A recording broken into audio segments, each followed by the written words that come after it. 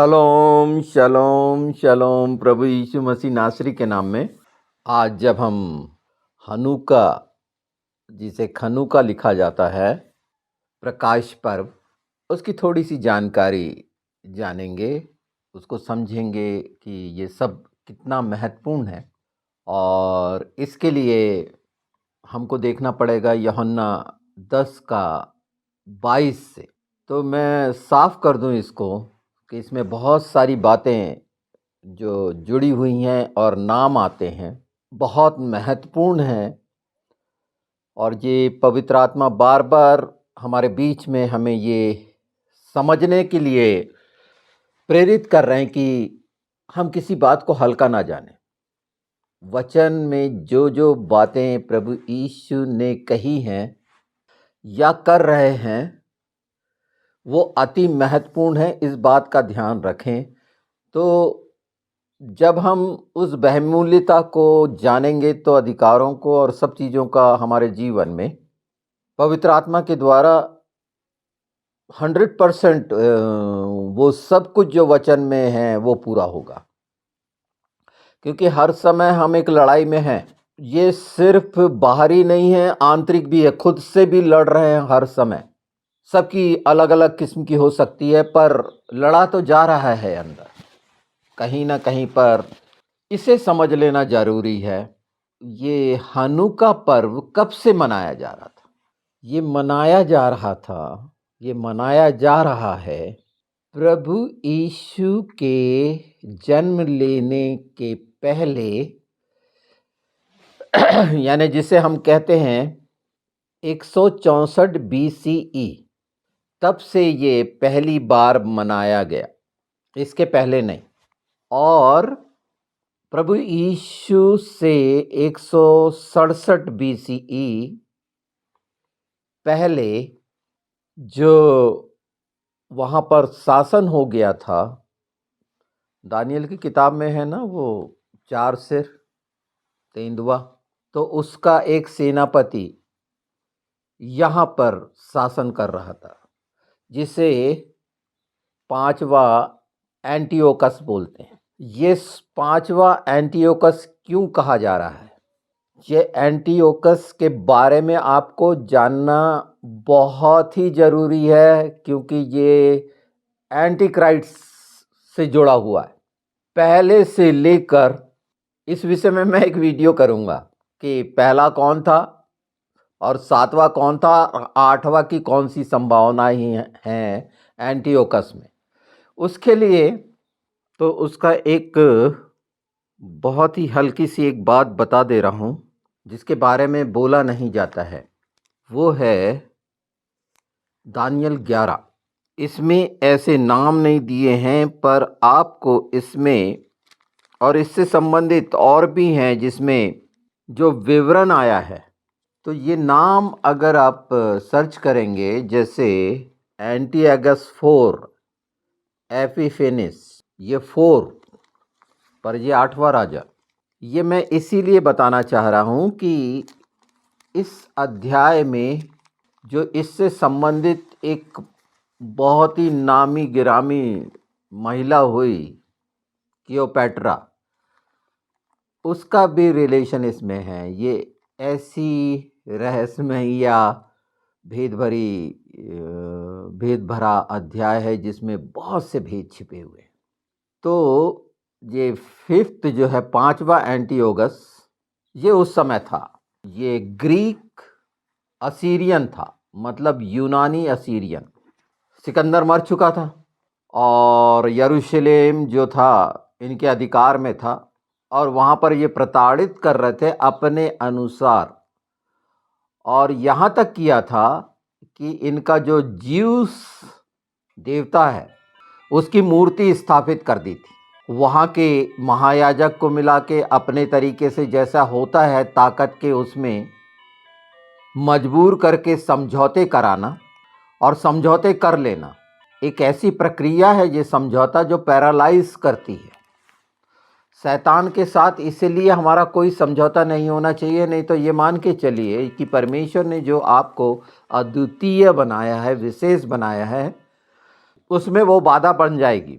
क्यों नहीं होता, ये प्रश्न का जवाब आपको मिल गया होगा कि इतनी इच्छा और सारी चीज़ें करने के बाद क्यों नहीं ऐसा होता। तो वो समझौता है जो आपने किया है शैतान के साथ, वो लड़ाई नहीं लड़े, ये लड़ाई लड़ी गई है।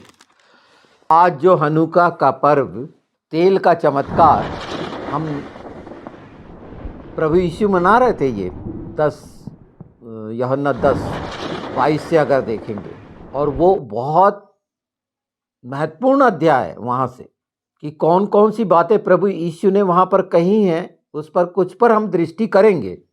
एक हिस्सा मैंने बता दिया एंटियोगस का, ये चौथे का, 5वें का, और इस तरह से लगातार आ रहा है। इसका एक अलग एपिसोड करके हम कर लेंगे। इसके पहले भी मैंने बताया है, दानियल 11 के विषय में बोला है, पुराने वीडियोस में ये हैं, पर और भी नए प्रकाशन के साथ जो आज हमें समझना जरूरी है। तो पहली चीज जो लिखा गया है, डेडिकेशन फेस्टिवल मना रहे थे जी। डेडिकेशन स्थापना नहीं होती, समर्पण होता है।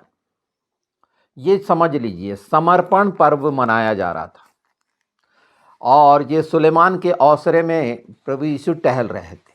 हनुका कब से मनाया जा रहा है, इसे जानना जरूरी है। तो ये प्रभु यीशु के 164 वर्ष पहले से ये मनाया जा रहा, और ये अद्भुत युद्ध मकाबीज लोगों ने लड़े थे। ये 5 भाई थे, यहूदा गोत्र के थे ये, और उस जो धोखा देने वाला महायाजक था उसका वहाँ पर उन्होंने कत्ल किया था। और एक गुरिल्ला युद्ध लड़कर, इन्होंने उस समय गुरिल्ला युद्ध लड़ा था। फिर बाद में इन लोगों, थोड़े से लोगों ने पूरे वो यूनानी एंटियोगस के पूरे लोगों को वहाँ से खदेड़ के भगा दिया था। तो ये 3 साल का समय था, ये लड़ाई लगातार, और ये पहाड़ों में जाके छिप जाते थे। जिस समय ज्यूस का वहाँ पर इन लोगों ने स्थापना की थी उस मूर्ति की, उस समय अशुद्ध किया गया था मंदिर को, वहाँ पर सूअर की बलि चढ़ाई गई थी। ये घटनाएं बहुत खतरनाक घटी थी कि कितना क्रूरता थी इनमें, और वो प्रकट है। इनकी क्रूरता को भी समझिए, और दुष्ट कितना क्रूर होता है इस बात को भी जान लीजिए। ये समर्पण पर्व, डेडिकेशन फेस्टिवल, ये मेनोरा से निकल के आया। मेनोरा में 7 कैंडल स्टैंड होते हैं, 7 जो यशायाह 11 में 7 आत्माओं का प्रकाश, और प्रकाशित वाक्य में 7 दीवट, और प्रभु यीशु बीच में। जो हमारी लाठी है, जो हमारा केंद्र है, जो हमें स्वर्ग की ओर ले जाता है, वो लामिद, वो चरवाहा। अच्छा, जो पिछले समय में आपने सुना, और उसको कितने ध्यान से सुना, और उसका महत्व, उसकी छड़ी का कितना जाना मैं नहीं जानता, पर ये इतनी महत्वपूर्ण चीज़ें हैं जो पवित्र शास्त्र से प्रेम और उसमें छिपे हुए भेद को और उसकी बहुमूल्यता को, उसकी कीमत को आप पहचानने लगेंगे, और वो आकर्षण में आप प्रकाशन पाएंगे और समझेंगे कि ये कितने भेद हैं, सिर्फ कहानी मात्र नहीं है। जिसमें आज हम हनुका समझ रहे हैं, वो युद्ध जो प्रकाश के लिए, और वही चीज जगत में ज्योति आने का सिंबॉलिक, अनुग्रह का होना। तो ये कहाँ से आया? हम 10-22 यूहन्ना में तो चलेंगे, पर उसके पहले इसका पहले का देख लेते हैं, जिसमें खनुका शब्द इस्तेमाल हुआ, खनान से। ये हिब्रू का बता रहा हूं, तो आप निकालिए गिनती की किताब नंबर्स, जिसे बिमितबार बोलते हैं हिब्रू में, बियाबान जंगल, और उसी में ये देखिए कि निर्गमन 6 महायाजकीय ब्लेसिंग है। ये महायाजक ये ब्लेसिंग देता था, और चिन्ह था चिन्ह, उंगलियों के द्वारा जो चिन्ह बनाया जाता था वो ऐसा चिन्ह होता था। ये चिन्ह को दिखाता है ऐसा, ये चिन्ह अलग करने को, बुराई को अलग करने को, प्रकाश को लाने को, अंधेरे को दूर करने का चिन्ह। 21वां लेटर है ये। तो हम ये खूबसूरत छोटी छोटी बातें, ये जो बहुत मन को, आत्मा को, बुद्धि के लिए तेल का काम करती हैं, निश्चित अच्छा लगता होगा सुन के और आनंद होता होगा कि हम सच कितना महत्वपूर्ण है और हर शब्द जहाँ पर रखा गया है उसके कितने महत्वपूर्ण अर्थ हैं। जो घोषणाएं प्रभु यीशु ने करी वो ऐसे ही व्यर्थ नहीं थी, उसमें सार था, उसका अर्थ था, तथ्यों के साथ था, प्रामाणिकता के साथ था, प्रमाण के साथ था। ऐसे व्यर्थ में नहीं लिख दिया गया, और वो चाहे वो नंबर्स के हिसाब से या लेटर के हिसाब से हिब्रू में पूरा पूरा खरा उतरता है। तो ये 6 देख लेते हैं, गिनती 6 का 24। मैं उस हिस्से को बता देना चाहता हूँ जो 25 में लिखा है। 24 से मैं पढ़ देता हूँ। यहोवा तुझे आशीष दे और तेरी रक्षा करे। इसे हिब्रू में बोलते हैं यहोवा बराख यव्वा रेखा विइश्म रेखा। और 25 में देखें आप, यहोवा तुझ पर अपने मुख का प्रकाश चमकाए और तुझ पर अनुग्रह करे। यहाँ जो शब्द आया वो यहोवा याइर पनाव इलेखा वी खनुका, ये खनान से आया। खनान अनुग्रह, खनान मतलब खैन से खना बना, जिसको अनुग्रह बोलते हैं। तो ये खनान और खनुका, जगत में ज्योति आई, अनुग्रह के द्वारा आई, ये यहां इस्तेमाल हुआ। कितना छिपा हुआ प्रकाश के लिए अनुग्रह का आना, अनुग्रह के द्वारा प्रकाश का लाया जाना। हो सकता है ये कठिन लग रहा हो, पर ये आशीष सबके लिए ठहराई गई। ये महायाजकी आशीष, आज जो हमारा महान महायाजक अनुग्रह के सिंहासन में दाहिने बैठा है स्वर्ग में, ये आशीषें ये पहले से लिख दी गई, बोल दी गई, बता दी गई, और अब इसको प्रभु यीशु के 164 साल पहले से मनाया जा रहा है, समर्पण। तो इसमें मेनोरा में 7 मोमबत्तियां लगती हैं या 7 दिए जलते हैं, पर हनुका में 9, वो 7 आत्माओं के हैं। और ये जो 9वां जलाया जाता है इसमें कैंडल, वो नौकर को दिखाता है, सेवक को दिखाता है, सर्वेंट को दिखाता है, सेवा करने वाला। और इसे खिड़कियों पे रखा जाता है। खिड़की जो दिखाती है अनुग्रह को। जो 5वां लेटर हे है, अलफ बेत गीमो दालित हे, चौथे को हमने जाना था, और ये 5वां लेटर है जो खिड़की को दिखाता है, अनुग्रह को दिखाता है। दानियल ऊपर की कोठरी में जाता था और वो खिड़की खोल देता था जो यरूशलेम की ओर खुलती थी। अनुग्रह, जहां उपाय करने की खिड़की अनुग्रह, ये हिस्से आपके चित्त में आ जाएं, अनुग्रह को जान जाएंगे। तो ये 9वीं जो जलाई जाती है और बाहर इसीलिए रखा जाता है इस समर्पण दिवस पर। तो बहुत सी इसमें ये आप कृपा, और रोमन कैथोलिक बाइबल में मकाबीज का मिलेगा। इसके 3 भाग हैं, जिसमें 2 आपको उसमें मिलेंगे रोमन कैथोलिक में, और एक यानी 3 कि वो मकाबीज हथौड़ा चलाने वाले। और यहूदा के गोत्र, उनने उस समय याजकी की, याजक लेवी जो करा करते थे उस समय से वो हटे, खत्म हुई। याजकीय जो महायाजकीय थे इसके वंश को मिली। यहाँ एक बहुत बड़ा बदलाव हुआ था। जैसे दानियल 11 इसमें जो भूमिका निभा रहा है उसको पहचानना, आज जो भूमिका निभा रहा है उस समय 5th एंटियोकस था, मसीह विरोधी।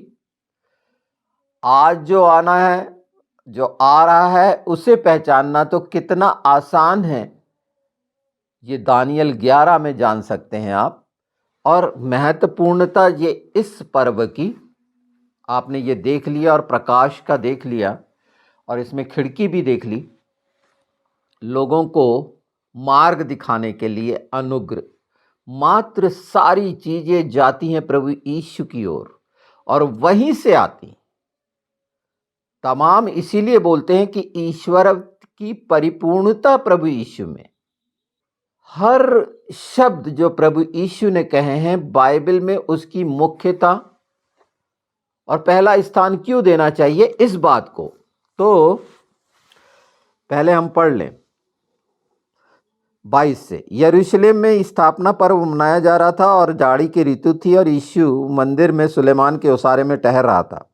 तब यहूदियों ने उसे आ घेरा और पूछा, तू हमारे मन को कब तक दुविधा में रखेगा? यदि तू मसीह है तो हमसे साफ साफ कह दे। दुविधा में फंसे हैं, मसीह की बात हो रही है और वो समय जो जगत की ज्योति वहाँ पर है वो वहाँ पर उपस्थित है और बात मसीह की करी जा रही है उस जगह पर। इसकी कितनी इम्पोर्टेंस है ये समझिए। यहाँ पर जो प्रश्न विशेष समय पर विशेष किया गया है, जगत की ज्योति से जो सबको रोशन कर रही है और वो वहाँ पर खुद टहल रहा है, खुद उपस्थित है, जो प्रकाशित वाक्य में बीच में घूमता है। तो ये दुविधा में फंसे हुओं का ये हाल है। जो दुविधा में फंसे हैं उनके जीवनों में ये अगर फरीसी जैसे है तो प्रकाश नहीं है। प्रभु यीशु की उपस्थिति हमेशा है, हर जगह है। कभी नहीं छोड़ूंगा का मतलब ही यह है कि हमेशा साथ है वो। पर दुविधा, यीशु ने उनको उत्तर दिया, मैंने तुमसे कह दिया पर तुम विश्वास करते ही नहीं। जो काम मैं अपने पिता के नाम से करता हूं वे ही मेरे गवाह हैं, परंतु तुम इसलिए विश्वास नहीं करते क्योंकि मेरी भेड़ों में से नहीं हो। मेरी भेड़ें मेरा शब्द सुनती हैं, मैं उन्हें जानता हूं और वो मेरे पीछे पीछे चलती हैं और मैं उन्हें अनंत जीवन देता हूं। यहाँ पूरी घोषणा। जो फरीसी तरह की हैं वो मेरी भेड़ें नहीं हैं, जो दुविधा में पड़े हैं मेरी भेड़ें नहीं हैं।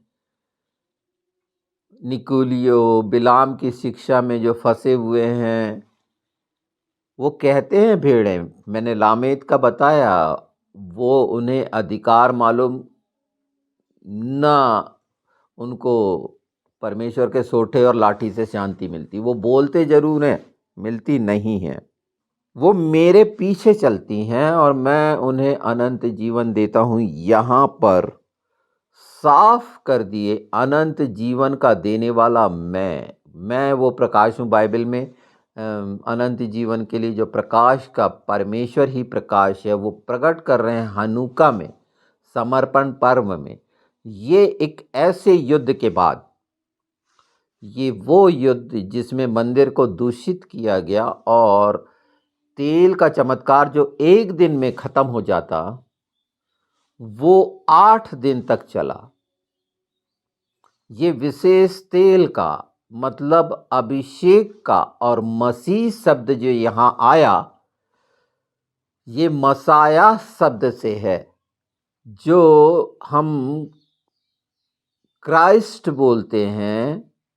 मसाया मतलब मसा किया हुआ अर्थात एनॉइंटेड वन, क्राइस्ट अलग किया गया, अभिषेक के लिए अलग किया गया। किस अभिषेक के लिए? वो अभिषेक जो अनंत जीवन के लिए था और है।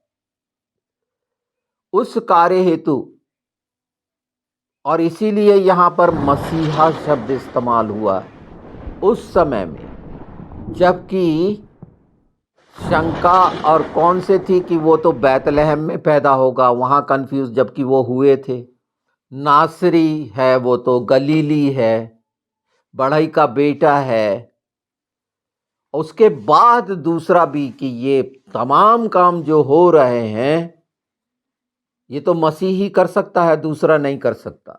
ये यहूदी लोग बहुत अच्छे से जानते हैं सदूकी फरीसी, और इसीलिए ये प्रश्न वहां पर किया गया और यहां फाइनल जो जवाब है अनंत जीवन का दिया गया। तो मैं उन्हें अनंत जीवन देता हूं, वे कभी नष्ट ना होंगी और कोई उन्हें मेरे हाथ से नहीं छीन सकता। मेरा पिता जिसने उन्हें मुझको दिया है सबसे बड़ा है और कोई उन्हें पिता के हाथ से नहीं छीन सकता। मैं और पिता एक है। यहाँ पूरी बात साबित हो गई।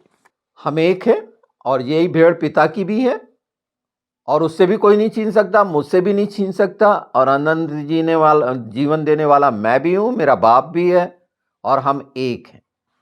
आई एम एक हाथ।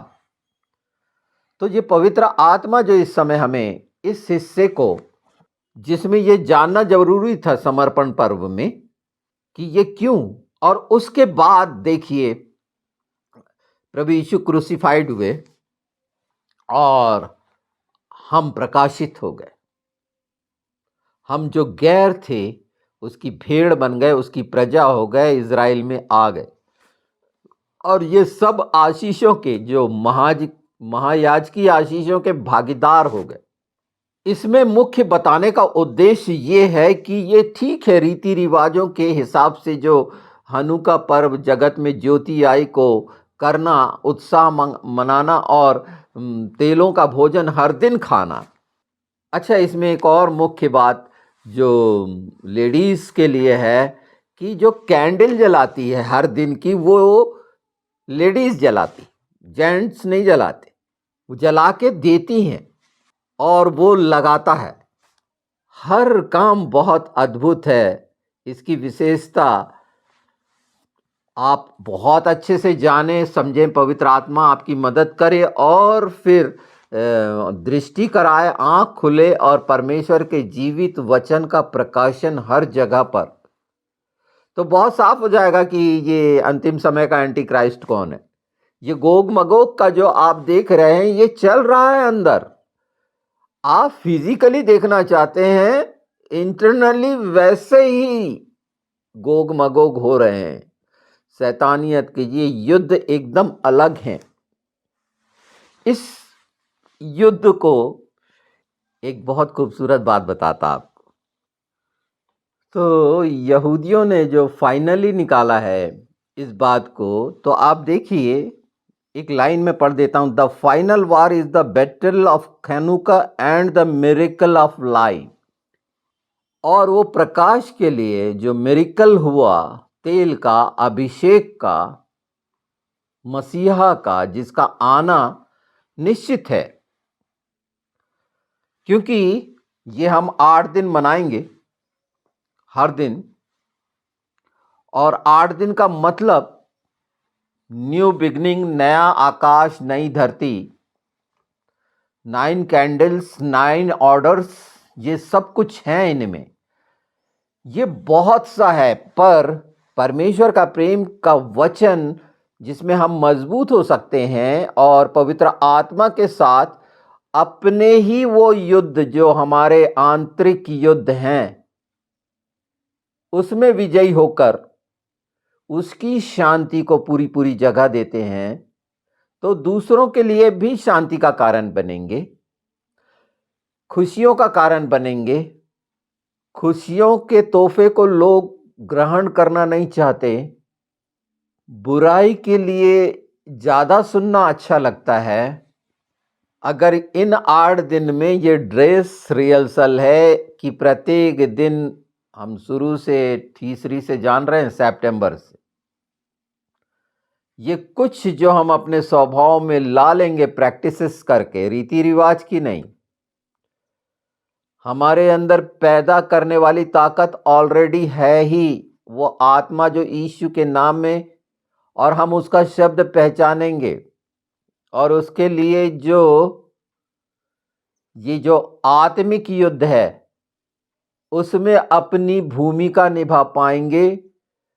पर जब तक हम अपने आप से लड़के विजयी ना हो, हम लड़ाई में कैसे हो सकते हैं? अभी तो खुद की लड़ाइयाँ चल रही हैं, खुद के अंदर दुविधा की स्थिति में हाँ बोल रहे हैं, पर जो दुविधा में है वो हथियार नहीं उठा सकता, वो वचनों का सही इस्तेमाल नहीं कर सकता, वचन की कीमत को नहीं जान सकता कि होठों से जो बोला जा रहा है ये समझा जा रहा है।